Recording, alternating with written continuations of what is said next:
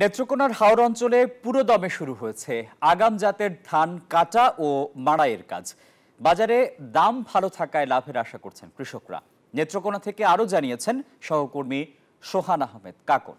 আমি শুরুতেই জানাতে চাই যে নেত্রকোনার মদন মোহনগঞ্জ খালিয়াজুড়ির হাওর অঞ্চল সহ জেলার 10টি উপজেলাতে ইতিমধ্যেই আগাম জাতের ধানগুলো কাটতে শুরু করেছেন কৃষকরা। আমরা বিভিন্ন হাওর অঞ্চল ঘুরে দেখেছি যে আসলে ব্যাপক ব্যস্ত সময় পার করছেন এখানকার কৃষক কৃষানীরা।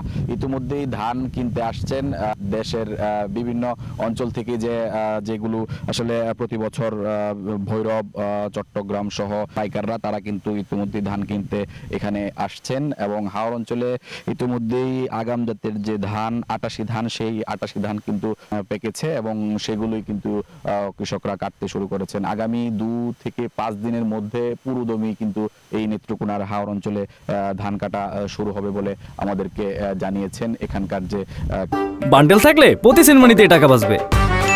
বিকাশ সেনমানি বান্ডেল কিনে জিতুন প্রতি লেনদেনে। কৃষকরা তারা কিন্তু বলছেন যে আসলে এবার বৃষ্টিপাত একেবারেই কম হয়েছে, যে কারণে যে আগাম জাতের ধান সেই ধানে কিছুটা ফলন কম হয়েছে। আর হাওর অঞ্চলের একমাত্র ফসল হয় এটি কিন্তু আসলে প্রতি বছরই বন্যার একটি আতঙ্ক বা বন্যার একটি আশঙ্কা কিন্তু এখানকার স্থানীয় মানুষদের থাকে।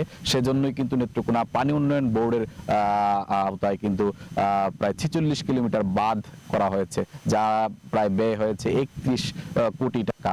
সেগুলোর কাজ ইতিমধ্যেই সমাপ্ত করেছেন পানি উন্নয়ন বোর্ড। হারভেস্টার মেশিনের মাধ্যমে এইখানকার কৃষকরা ধান কাটায় খুব দ্রুতই হাওর অঞ্চলের ধান কাটা সম্ভব হবে বলে মনে করছেন কৃষি বিভাগ। আর শেষ দিকে একটু তথ্য দিতে চাই যে এই নেত্রকোনার হাওর অঞ্চল সহ পুরো জেলাতে প্রায় 8 লাখ মেট্রিক টন ধান এবং প্রায় 2700 কোটি টাকার উপর কিন্তু আসলে এখানে চাল উৎপাদন হবে বলে লক্ষ্যমাত্রা নির্ধারণ করে রেখেছে নেত্রকোনা কৃষি সম্প্রসারণ অধিদপ্তর।